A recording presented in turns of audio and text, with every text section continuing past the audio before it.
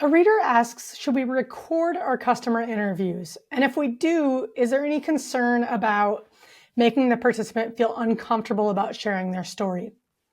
Like most things, the answer is it depends. I do like to record my customer interviews. I like to be able to go back and rewatch them.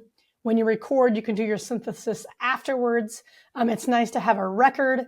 But there's a few things to keep in mind.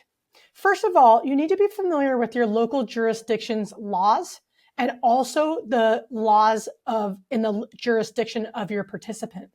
So for example, here in the United States, in some states, it's required to notify someone if a conversation is being recorded. But regardless of the law, so you want to be familiar with the law to make sure at a minimum you're meeting the law. Regardless, I think it's ethically responsible to let the participant know that you're going to record them. I think that's, we should always be doing that. And more importantly, we should be asking consent. So I never record an interview without first asking the participant if it's okay for me to record the interview. And actually, with a lot of the tools that we're using, it's obvious to the participant that we're recording. So we want to make sure that they're comfortable with that and that we're getting their permission. So now the question is, if we do get their permission, does this affect the type of story that we collect? This is going to depend entirely on the topic of the stories. So for example, if we're just asking people to tell us about the last time they went grocery shopping, that may not be a very sensitive topic. It kind of depends on their relationship with food, but they may feel really comfortable sharing that story, even if they are being recorded. But if you're interviewing around like a health topic, that might be a little bit more sensitive. There's topics where safety might be a factor. So this is where we really have to take guidance from our participant. Are they okay with this? Are they showing any verbal or physical behavior through their body language that indicates they might not be okay with it?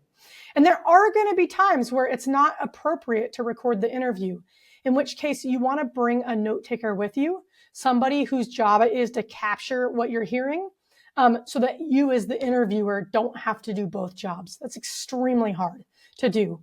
But for most of us, in most contexts, recording is going to be fine. Do get permission.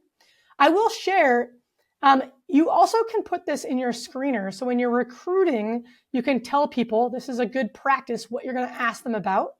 And ask if so that you're only getting people who feel comfortable sharing their stories. You can give them a heads up that you'd like to record. So again, you're getting the right people opting in. And I will also share that I've worked with a lot of teams that have interviewed on some very sensitive topics, especially in the healthcare space. And the vast majority of time, people are okay with recording. One other quick note on privacy and just good data practices. While I do like to record and I like to keep the recording around for a little while, I do not keep the recording around permanently. So I know a lot of companies archive all their interview data. I think we have a responsibility to our participants to not keep their data forever. So I actually delete my interview data on roughly a quarterly basis. That gives me plenty of time to synthesize what I'm learning, to create my interview snapshots. But I don't necessarily need to keep that conversation around for a long period of time. And then there has been times where I've collected stories that weren't very sensitive, and then something changed in the world, and those became much more sensitive. If that happens, then I also want to follow back up with my participants. And if I'm still relying on those stories, then I might ask for permission to continue to synthesize and work with the data. Or if I've already done all that work, I might delete them early. So the thing to remember is that our participants are doing us a favor. They're giving us value by sharing their story. And we need to make sure that we're protecting their story and we're protecting them. And so if you're going to record your conversations, you need a policy for when you're going to delete them. And you should share that with the participant when you ask for permission to record. All right. Do you record your interviews? I would love to hear from you in the comments below. I'd also love to hear about your data practices. Do you delete them? On what kind of timeline? Are you transparent with your customers about that? I would just love to hear what people are doing in this realm. And if you're new to customer interviews, I'll be sure to add a link to our customer interview guide as well.